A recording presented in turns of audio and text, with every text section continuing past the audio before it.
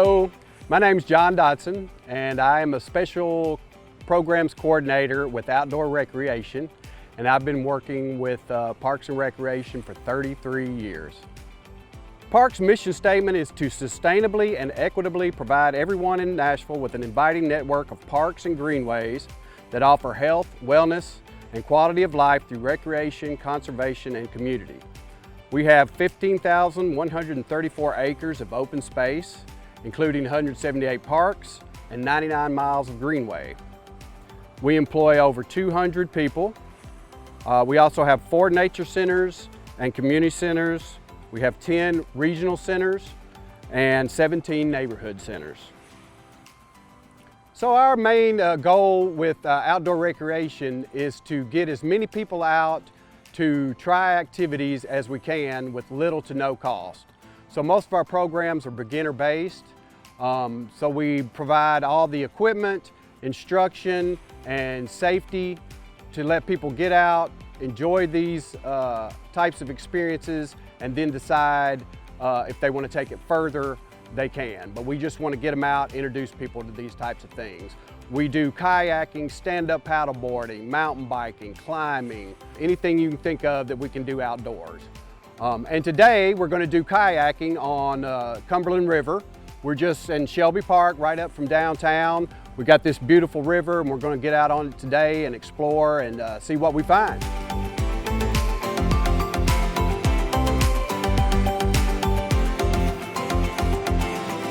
Hello, my name is Lena Friedman. I am a naturalist at Shelby Bottoms Nature Center, and I am along on the trip today to tell you a little bit about what we see, point out some really interesting things that we'll be passing, and generally go for a nice paddle with you on the Cumberland, see what we find.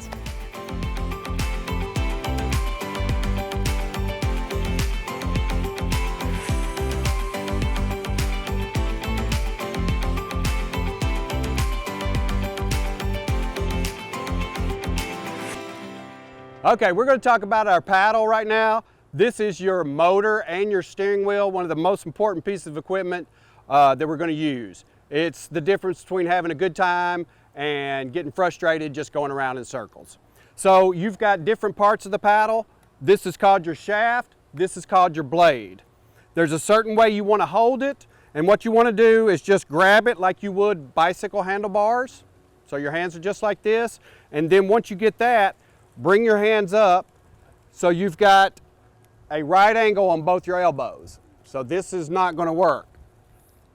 You want them just right there, dead in the middle of the paddle. Okay? This is your blade. This is what goes in the water, mainly just that orange part. You don't want to go too much further down than that. This is the front of the paddle. This is the back of the paddle. You use both, but when you're going forward, you want to use this side of the paddle. It's much more efficient and will make let you have a much more enjoyable experience on the water.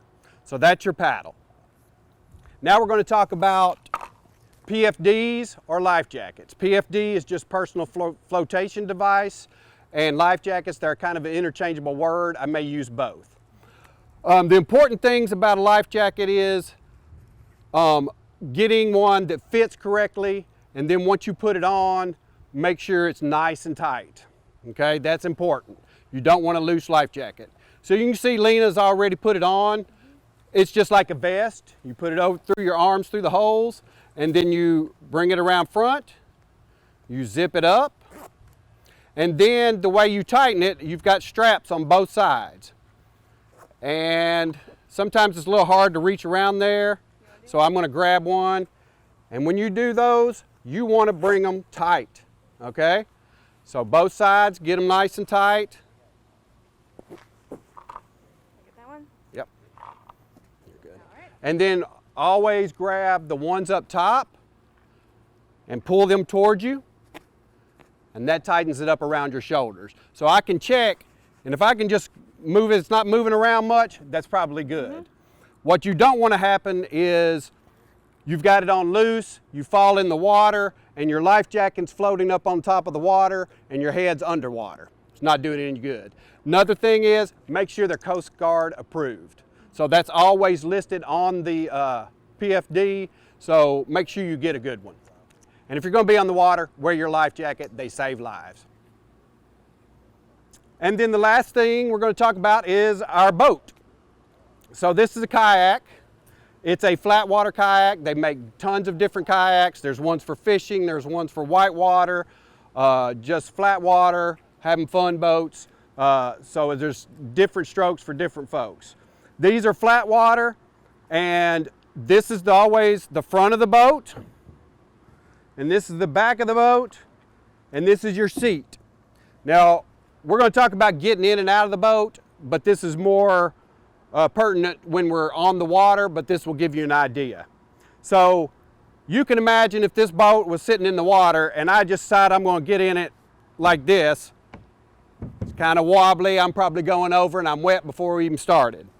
So what you want to do is you've got straps right here, grab the straps. That gives you some stability because you're holding it with your arms, and then you sit down in the boat. Once that's comfortable, then just swing your legs around. Now when you're kayaking, you want to sit straight up and down, not down like this. Make sure you're nice and straight up and down, and then there's these pegs in the boat. Use the pegs. Your knees should be out. You don't want your knees in like this. When they're out like this, it gives you a little more stability. So make sure you use those pegs. All right, couple of safety tips, just general safety tips. Always bring a first aid kit. Another good idea is a dry bag. And then another thing is this is a throw bag, and it is full of rope. And then the last thing is always tell someone where you're going, what time you're leaving, where you're going to end up. That way if something happens out there, people know and can tell the authorities what your plan was and hopefully help you out. Other than that, it's just getting used to your boat. Paddling is intuitive. Doesn't take a lot of skill or anything. Once you get in the water and you do it a little bit, it just starts making sense. So it's easy for everybody. Anybody can do it.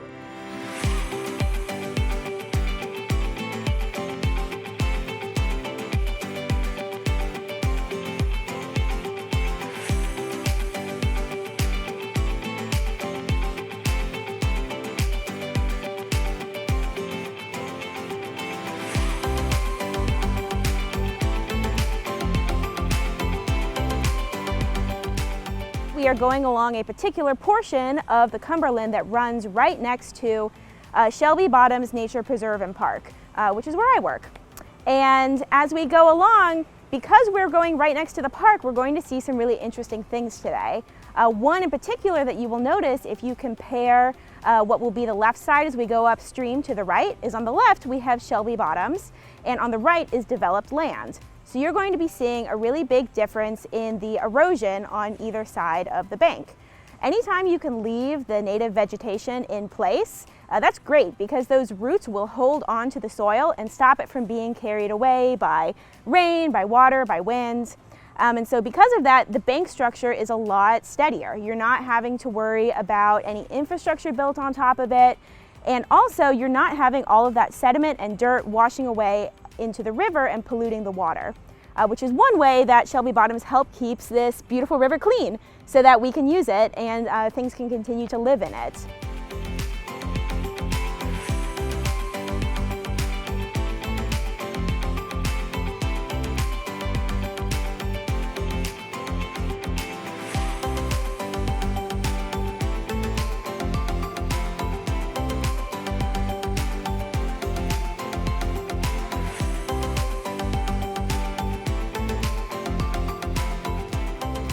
So anytime that rain is coming through the area, it's going to pick up anything on the roads, in the yards, things like chemicals left from road traffic, fertilizer, pesticides, things like that. Normally, the rain's going to carry that into the water, but here it has to go through Shelby Bottoms first, which is a wetlands.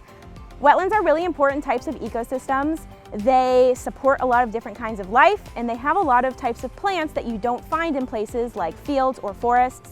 And they do a couple of important things when that water is coming through. They can act as a filter, so all of those things being washed down from East Nashville, they have to go through the wetlands first. and the plants are going to get in the way. They're going to soak up a lot of those toxins, and they can actually process a lot of it. So instead of coming into the Cumberland, it gets stuck in the wetlands, which can handle it. And that helps keep our water clean. The other thing that it does is when it rains really hard, the wetlands can actually soak up that water like a sponge. And so it's released very slowly over time instead of all at once, so it can help with some of that catastrophic flooding as well. All of this to say, the wetlands are really important that we're going to be passing for keeping this area here clean and beautiful. That's important for a lot of different reasons.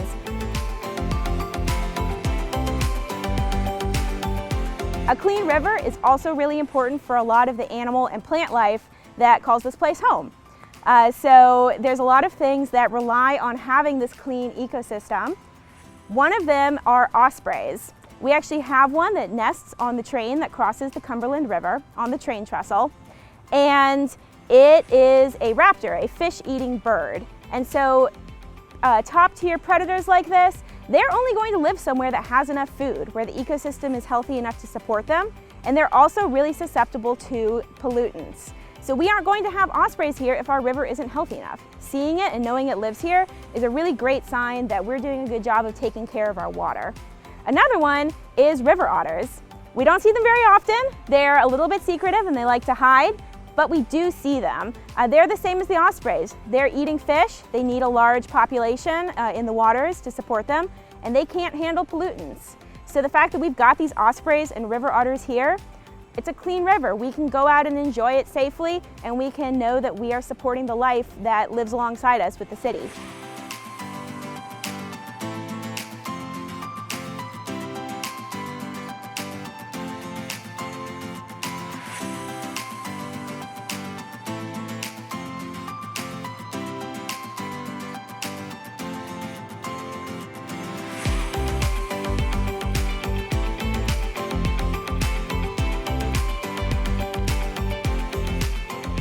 All right, guys, we just had a wonderful paddle, beautiful day. We saw lots of great things on the Cumberland River today, and we just want to thank everybody for coming out and enjoying it with us. We always get lots of questions, and a big one is how can folks get on the river or help protect the river? If you want to get out on the river, you can join one of my programs through outdoor recreation. You can go to nashville.gov, which is the main website for Metro Nashville, and just follow the links to outdoor recreation. There's also 3 outfitters that run from Shelby Park to downtown, so if you want to go join them, check out Cumberland River Compact. They do a lot of great things with the river. There's also TSRA, Tennessee Scenic Rivers Association. They build a lot of boat ramps and maintain some of our waterways here in Nashville, invaluable to what we do. And then another question is how folks can get involved more broadly with outdoor rec in our park system. We always have volunteer opportunities. We always need people. So if you'd like to volunteer, like I was saying earlier, go to nashville.gov, find outdoor recreation. All my information's on there. If you'd like to volunteer, you just call me up, email me, and I will definitely put you to work.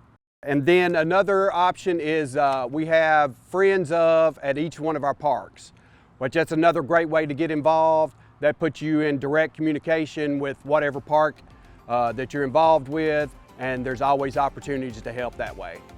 Contact information for Parks and Rec, like I said, nashville.gov, and then the phone number is 615-862-8400.